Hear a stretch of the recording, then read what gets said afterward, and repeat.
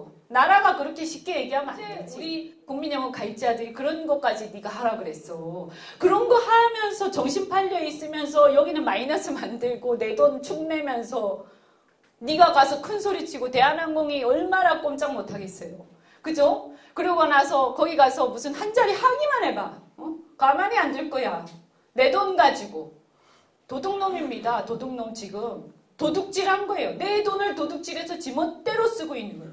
그럼 이것을 우리 민간에서 뭐라고 부르냐? 업무상 배임죄라고 부르죠. 국가에 대한 배임죄. 국민연금 가입자에 대한 배임죄. 그래서 이제 뭐냐? 우리가 노예냐? 우리는 얘기해야 됩니다. 그래서 우리의 노후를 위해서 그렇게 가입시키고 뭐 관리하고 다 좋다. 그런데 국민연금 관리공단 니네가 관리하지 마. 내가 선택하겠어. 내가 더 잘하는 데다가 가입하고 내가 주식형 할지 채권형 할지 선택하고 내가 하겠어. 왜냐면 난 자유니까. 난 자유로운 국민이야. 왜 네가 내 재산 가지고 이래라 저래라 해. 내가 왜 그렇게까지 해야 돼. 바로 이거예요. 그러니까 이 사람들이 지금 우리의 자유를 억압하고 우리 돈 가지고 지들 싼짓돈 마냥 쓰고 있는데 이게 만약에 자유를 소중히 생각하고 나의 자유의지를 중요하게 생각한다면 거부해야 됩니다. 거부하고 내 선택권을 달라고 요구해야 됩니다. 당당하게. 그런 게 많습니다. 예를 들면 무상급식도 그렇습니다. 급식도 급식을 하냐 마냐 가지고 싸울 게 아니라 예를 들면 급식을 한다라고 국민들이 다수가 결정을 했으면 어떻게 할래? 니네 교육청이 그 좌파 교육감들이 지멋대로 계약해갖고 맛도 없는 거를 갖다 애들한테 주면서 지들 헤쳐먹고 하는 거를 갖다 우리가 그냥 볼 거냐? 그게 아니다. 좋다. 급식 한다 치자. 우리한테 선택권을 달라. 우리가 선택할 거야. 내가 소비자고 내 돈이야. 내 세금이고 네가 뭔데 네 맘대로 결정하는 거야. 그래서 이런 것들이 다 민주공화국의 원리에 정면으로 반하는 거예요. 그리고 위임을 받았으면 모두 까야 돼요. 내가 위임했어. 국민이 주권자로서 위임했어. 그런데 어디서 감히 꽁꽁 숨기고 그걸 까는 사람한테 김태호 같은 사람이 깐 거 아니에요? 신재민 같은 사람이 깠더니 부끄러운 줄 알아야지. 죄송합니다. 응? 내가 그것을 다 공개했었어야 되는데 우리가 국민 여러분께서 위임한 것에 반해서 엉뚱한 짓 하다 걸렸습니다. 죄송합니다. 다시는 그렇게 안 하겠습니다. 모든 걸 공개하겠습니다. 라고 해야 마땅한 거예요. 그런데 자기들이 꽁꽁 싸매고 공개를 안 하면서 자기들은 막 잘난 척하면서 김태호한테 미꾸라지? 이 나라의 주인은 어디입니까? 지금 이 운동권들은 주인을 국민이라고 전혀 생각하지 않습니다. 그래놓고 예전에 국민주권이 어쩌고 저쩌고 떠들어대면서 김재동 같은 놈은 헌법을 강의까지 하면서 그러면서 전직 대통령을 탄핵을 했죠. 저는 그분이 잘했다고 생각하진 않지만 지금 와서 생각하면 정말 이게 뭐하는 짓인가. 응? 이런 사기꾼들한테 쏘가서 정말 그런 생각이 많이 듭니다. 헌법의 가치에 대해서 전혀 모르는 것들이 지금 우리를 농락했습니다. 그래서 저는 더 분노하고 우리를 속였습니다. 더 분노하고 절대로 용서할 수 없다.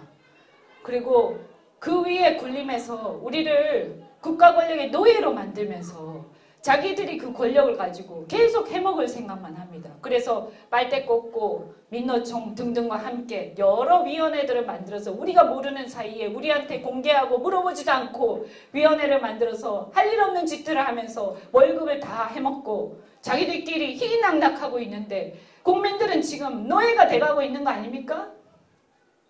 그래서 이런 부분들에 대해서 이제야 저는 대한민국에서 진정한 자유민주주의에 대한 투쟁이 시작되어야 한다.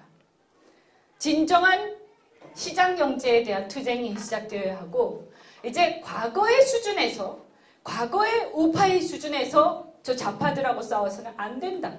우리는 다시 한번 자유와 민주주의에 대한 가치를 다시 우리가 각인을 하고 서로 각성을 하고 이것을 그 감수성을 가지고 국민들을 각성시키면서 국민들과 함께 국민들을 대변해서 우리가 더 당신들보다 훨씬 진정성이 있어.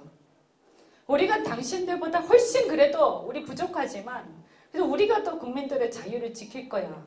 이런 것들을 얘기하고 그래서 국민들이 우리를 그렇게 인정해 줄 때 저는 권력을 되찾을 수 있다.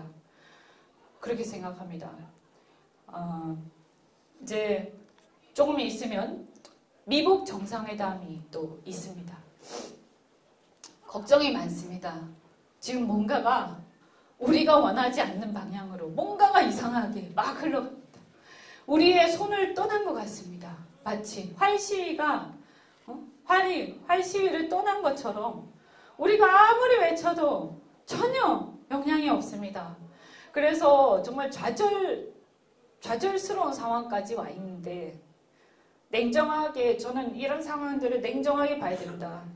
그리고 북한 문제는 지극히 현실적이고 냉정한 차원에서 봐야 된다. 그러면 현실을 진단할 때 우리가 어떻게 볼 것이냐, 미국을.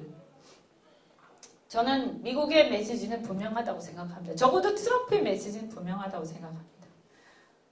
각 나라의 자유는 각 나라가 지켜라. 그거라고 생각합니다. 니네 나라의 자유는 니네 나라 국민들이 싸워서 니네 나라 국민들이 돈 내서 지켜라. 그게 원칙이다. 우리가 도와줄 수 있지만 우린 도와주는 거다. 라는 것 같습니다. 그리고 우리가 전략적 가치가 있을 때 니네와 손을 잡는 거지 니네가 전략적 가치도 없는데 우리가 무조건 도와주는 거 아니다. 그 얘기 하고 있는 거 아닙니까 지금? 우리 깨달아야 된다고요. 그래서 트럼프를 욕할 것도 못해요. 솔직히 말하면. 우린 뭐 하고 있나 그러면. 저는요. 그럼 뭔가 우리가 국회에서 야당이 어쨌든 간에 여당하고 문재인 정부하고 싸워야 되죠. 우선 먼저. 미국에다 얘기해야 됩니다. 한국의 많은 국민들이 이런 걱정을 하고 있다. 그래서 문재인 정권이 하는 얘기가 한국의 보편적이고 절대 다수의 얘기는 절대 아니다. 라고 얘기를 해야 되지만 우선 뭐냐면 지금 우리가 선출한 대통령이 저런 헛소리를 하고 있는 거잖아요. 그런데 이 부분에서 우리 안에서 그 부분에 대해서 정말 우리가 죽으라고 싸우지 않는 상태에서 밖에다가 백날 트럼프 욕하고 해봐야 우리만 비참합니다. 제가 생각할 때는.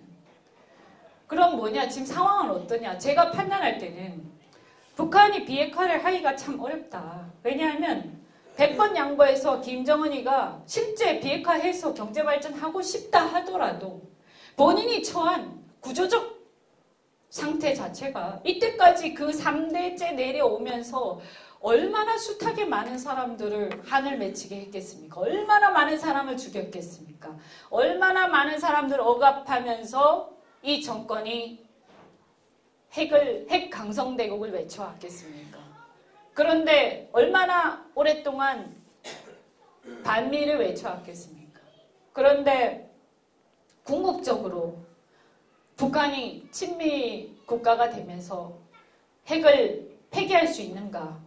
라고 한다면 내부의 구조상 쉽지 않을 거다라고 저는 생각합니다. 그 사람을 믿는다 해도 그건 믿는 문제가 아니죠. 우리가 누군가를 믿는 문제가 아니라 그 사람이 처한 환경 자체가 쉽지 않다는 겁니다. 그런데 만약 하나 한다고 치자 그러면 진짜 의지를 갖고 있다고 치자. 끝까지 갈지 모르겠지만 그런데 우리가 볼 때 저는 이제 항상 보면 대한민국이 좌우를 떠나서 항상 그러니까 북핵을 할 때 항상 남북관계에 집중해서 얘기를 합니다. 남북관계 관점에서 자꾸 얘기를 합니다. 근데 저는 뭐 제 생각이 틀렸는지 맞는지 모르겠지만 저는 적어도 이 북핵 문제는 전 세계 그러니까 세계 지도를 놓고 우리가 봐야 된다. 마치 대한민국이 독립 이후에 6.25를 전후로 해서 그때의 상황이 우리가 단순히 남북의 문제가 아니라 세계 정세하고 맞물려서 진행이 된 것처럼 지금도 역시 이 문제는 세계 문제고 세계 지도 속에서 우리가 봐야 되는데 그럼 미국이 봤을 때 이 한반도에 전략적 가치라는 게 있을 겁니다. 그러면 그 전략적 가치는 중국을 견제하는 데 있을 겁니다. 중국을. 그러면 중국을 견제하는데 북한을 어떻게 요리해야 하고 남한은 대한민국은 어떤 위상, 어떤 쓸모가 있고 이런 걸 고민을 하겠죠. 미국에서 우리 앞에서 하는 얘기 말고 자기들끼리 말합니다.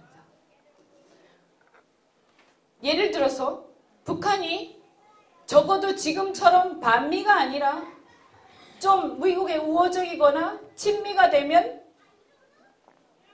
지금 현재 대한민국 혼자 이렇게 친미, 이렇게 미국하고 동맹한 상태보다 훨씬 좋아지는 거 아닙니까?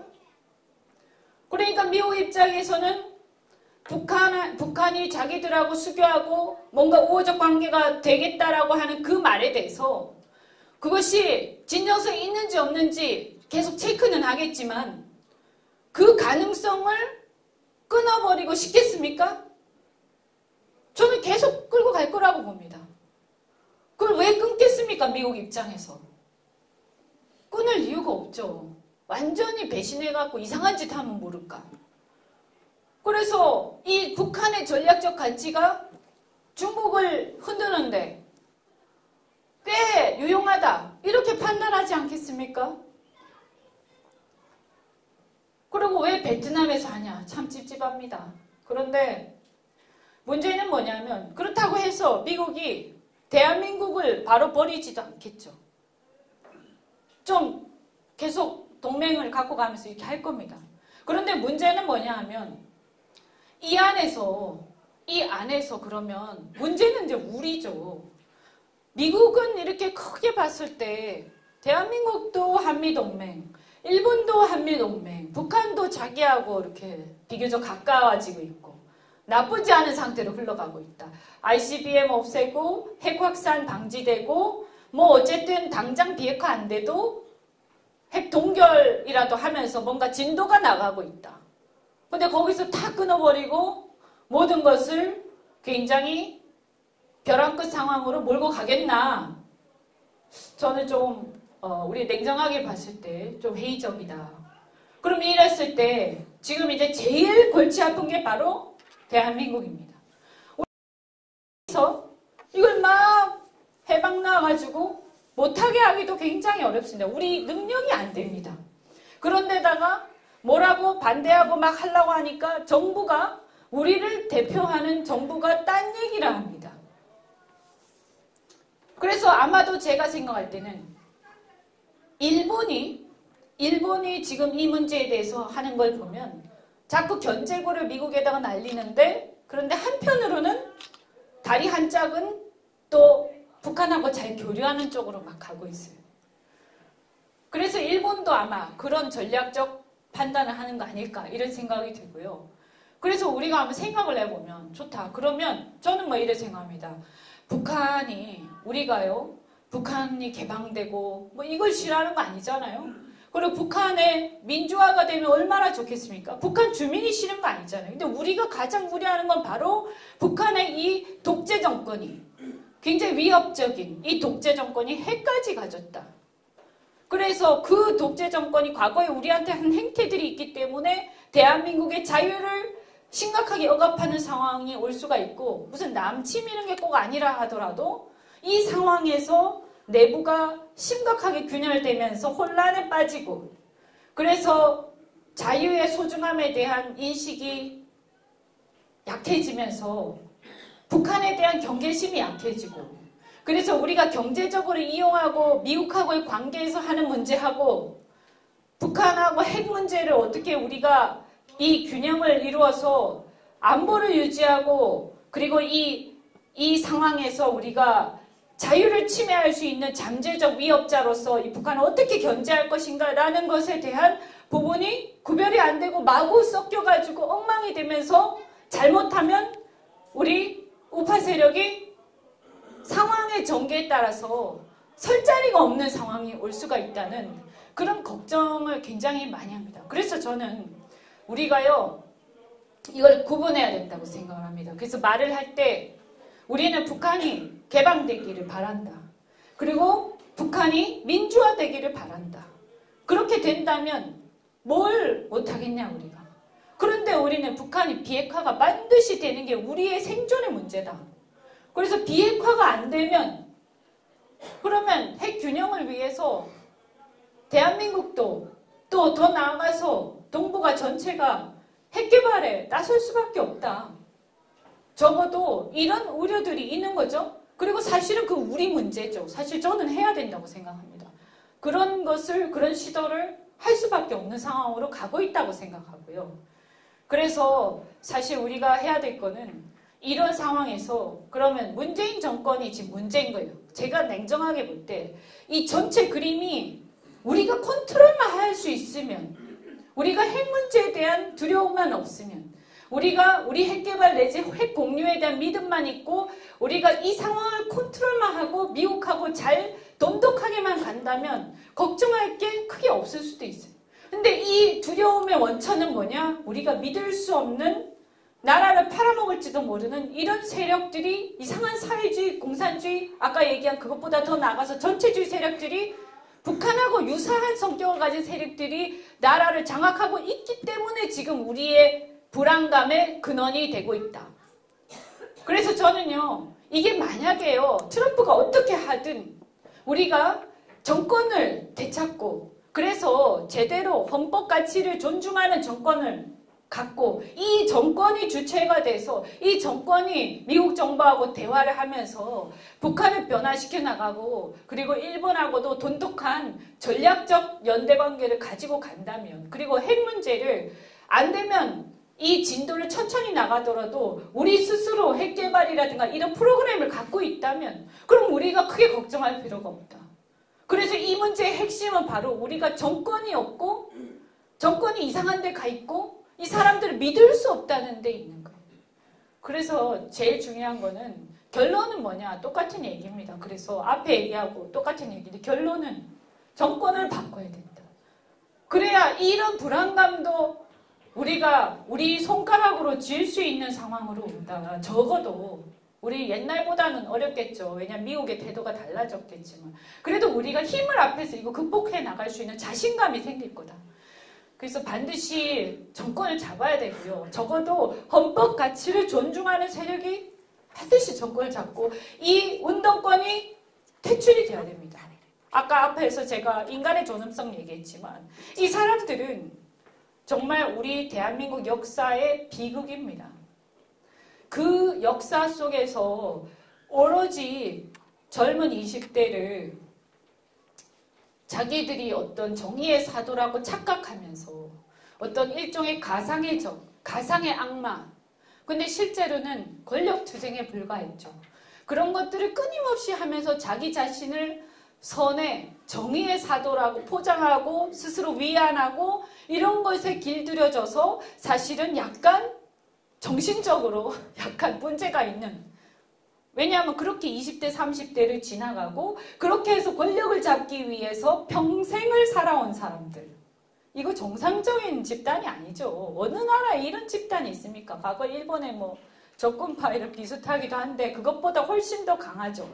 왜냐? 87년에 자기들이 승리했다고 생각하고 그 87년 이후에 사실은 이 우파가 어차피 시대가 그렇게 흘러갔으면 우파의 철학을 바로 세우고 거기에서 그자들이 그것을 뺏어가지 않게, 그 헤게모니를 뺏어가지 않게끔 정치 권력들이 정신을 바짝 차리고 있었어야 되는데 제가 볼 때는 그냥 완전히 해롱해롱한 상태에서 철학도 정립이 안 되고 그냥 뭐 대통령 되고 싶었으니까 대통령이 됐으니까 끝난 거죠. 그래서 그냥 몇 개 하기만 했지 큰 틀에서 대한민국의 역사를 보면서 우리가 이 자유민주주의 세력을 어떻게 확장시키고 어떻게 발전해 나가고 또 변화된 시대에 적응시켜 나갈 건가 하는 생각을 그 지도자들이 했을까? 저는 의문이고 그러다 보니까 그들이 87년에 이것을 자기들의 승리로 기억하고 그래서 더 그 정신적인 결함이 더 강화되고 또 이전에 이제 바로 이 직전에 탄핵까지 거치면서 혁명이니 뭐니 하고 이런 헛소리들을 해가면서 지금 자아도취가 극에 달아있는 그런 상황이 됐다. 그래서 이제는 아나무인의 독재 세력이 돼가고 있는데 우리가 이 문제에 대해서 정말 심각하게 생각하고요. 저는 가장 큰 난관이 바로 우리가 앞두고 있는 내년의 총선이다. 이 총선에서 만약에 우리가 승리를 해서 정말 어떤 변곡점을 가지고 오고 그래서 이 다른 어떤 모습을 국민들한테도 보여주고 우파가 철학이 있는 거였구나. 자유라는 게 이런 거였구나. 내가 내 마음속에 정말 가지고 있던 그 뭔가에 끌어오르는 이 분노가 바로 나의 자유를 침해당해서였구나라는 것을 국민들이 인식하게 하고 우리하고 같은 동지가 돼야 됩니다. 국민들이. 그래서 이걸 지켜내자. 그리고 북한하고 관계가 개선되더라도 우리는 기필코 자유민주주의를 중심으로 해서 통일하는 게 아니면 그냥 교류에 불과한 거고 우리는 그런 거하고 북한 비핵화의 이 안보 문제하고 철저히 우리는 이 문제에 대해서 냉정함을 잃지 않고 가야 된다라는 걸 국민들이 인식을 하고요. 그래서 그 내년 총선에서 어쨌든 그 생각하에서 생각을 같이 하는 모든 사람들이 함께하자.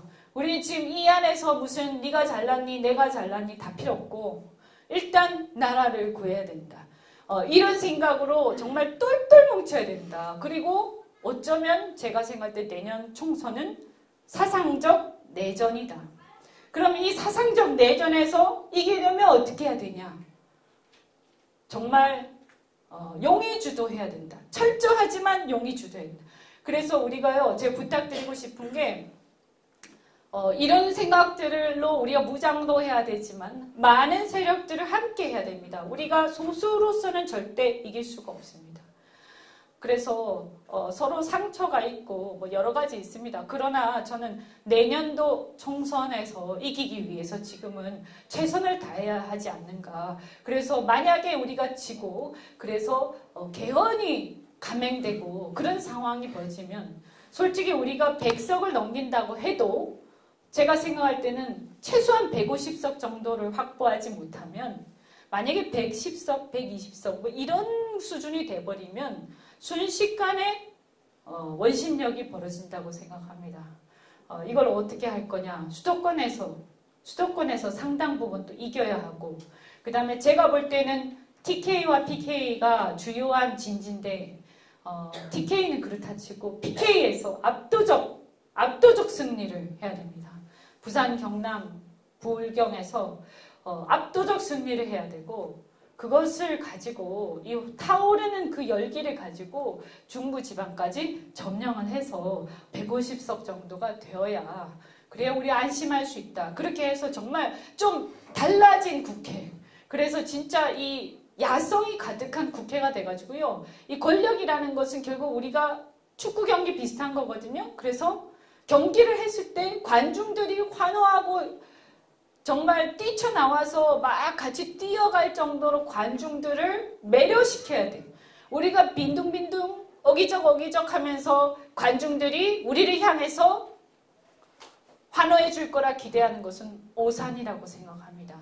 그래서 이 노쇠한 모습 그리고 뭔가 웰빙스러운 모습 어기적거리는 그 모습 이게 아니라 사람들이 경기를 보는 순간 피가 끓어올라서 저 사람들을 우리가 응원해야 되겠어. 저기가 이길 것 같아. 저기가 대세야. 저 사람들의 저 눈빛을 봐라.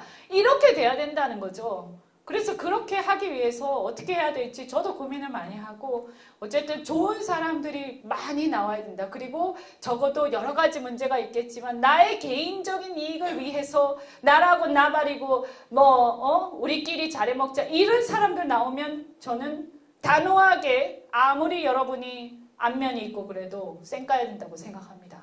네, 제가 말 표현이 굉장히 직설적이지만 나라를 위해서 지금은 모든 개개인의 국민이 나라를 위해서 들고 일어나야 되고요. 그 마음으로 가득 차야 되고 왜냐하면 그러지 않으면 저는 우리가 저희 아버지 세대 정말 자유롭고 더 정말 안전하고 그리고 풍요롭고 얼마나 옛날보다 발전했습니까? 그런데 우리 아이들을 설마 정말 더 못 살고 불안하고 자유가 억압되고 그래서 어느 날 자기가 어느 말을 했을 때 어디서 너는 뭐야 막 이렇게 하면서 굉장히 억압당하면서 이런 나라에서 우리 아이들을 살게 할 수는 없지 않냐. 지금 우리가 당하고 있는 것도 정말 이 분노가 치미는데 이것보다 훨씬 더 심해지면 저는 제가 엄마로서 우리 아이한테 할 말이 없습니다. 여러분 하여튼 함께 좀 그런 방향으로 힘써 주시기 바라고 이걸로 마치겠습니다. 고맙습니다. 뭐 비슷한 얘기일 거라고 생각을 합니다.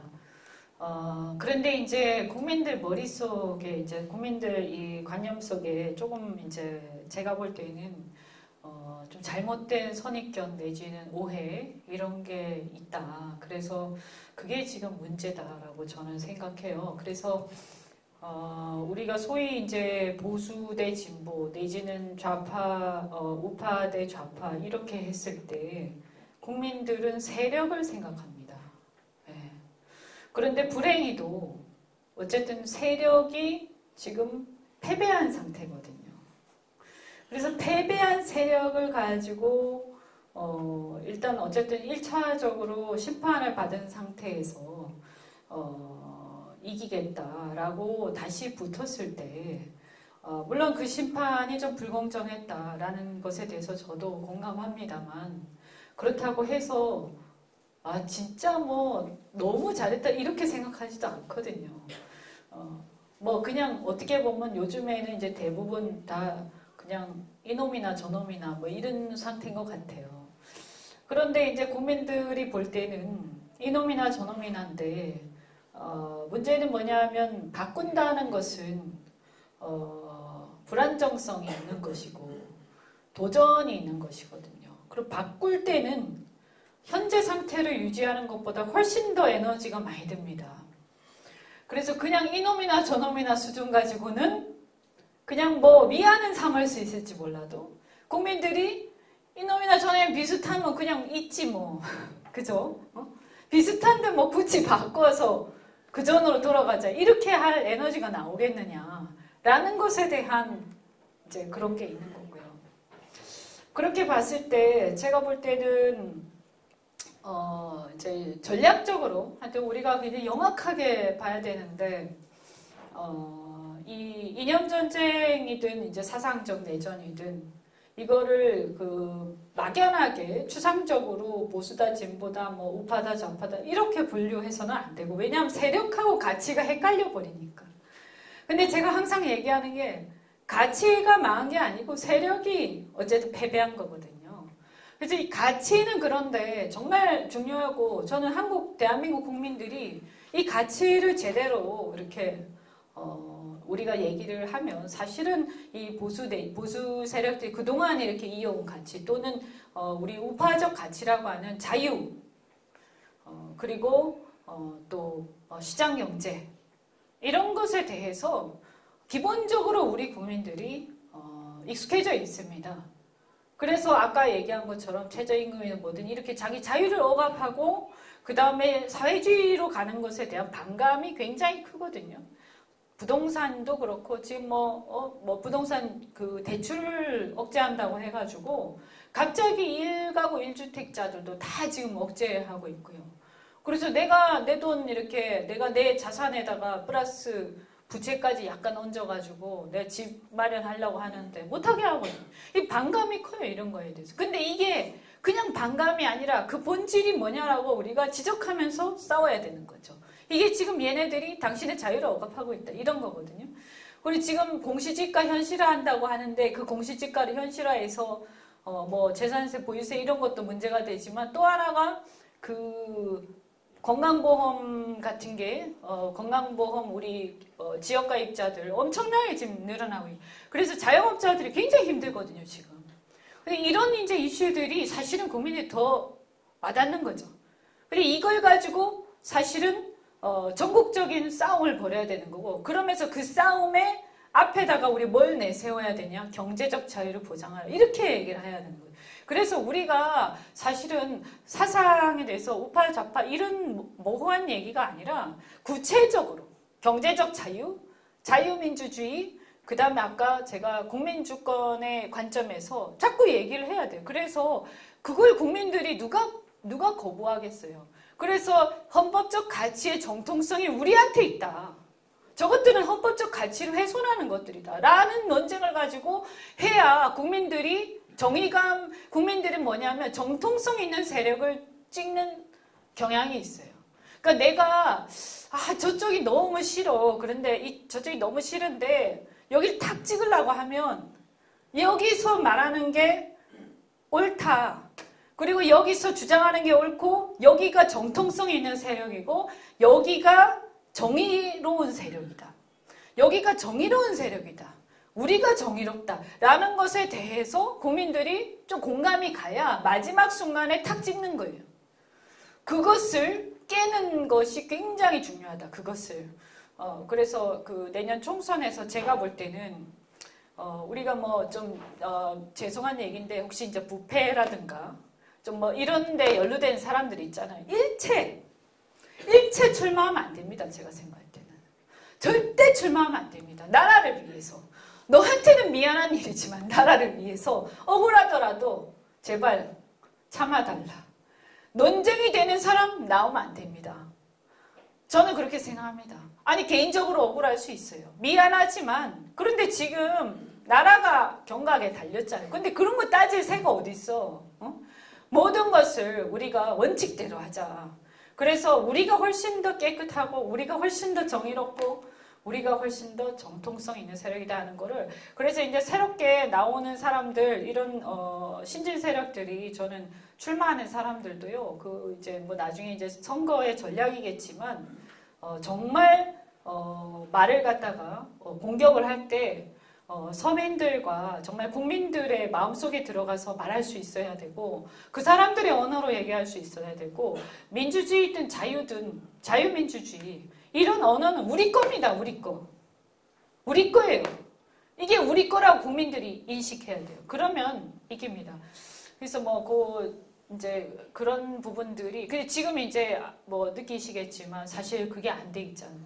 그래서 과거에 이제 실패를 했던 이제 세력이 있습니다. 이제 자유한국당을 중심으로 세력이 있는데 우리가 어쨌든 대단히 전략적인 변화가 필요하다. 대단히 전략적인. 그런데 그 변화는 무슨 어설프게 저는 이것도 답답한데 변화를 한답시고 이것도 저것도 아닌 지금 우리 바른미래당이 이러고 앉아 있잖아요. 제가 그래서 얘기를 많이 하는데 이게 변화라는 게 개혁이라는 게 무슨 이것도 저것도 아니고 눈치 보는 게 변화가 아니다. 더 명확하고 더 결이 있고 더 깨끗하고 그리고 더 확신을 주는 그래서 사람들이 봤을 때 진짜 우리는 보수 세력 하면 그냥 기득권자들인가 했는데 그게 아니고 저 사람들이야말로 정신이 살아있구나. 애국심이 살아있구나 하는 그래서 국민들이 정말 존경스럽다 하는 얘기들이 나올 정도가 돼야 돼요. 그래서 그런 부분에서 전략적 그 용인술 그리고 이슈에 대한 그런 것들이 많이 필요하고 그래서 좀 변화라는 것이 그런 방향으로 변화가 이루어졌을 때 저는 그런 보수 세력들이 실제로 이제 그 정치권 말고요 우리 보수 국민들이 그럼 뭉칠 거라고 저는 생각합니다.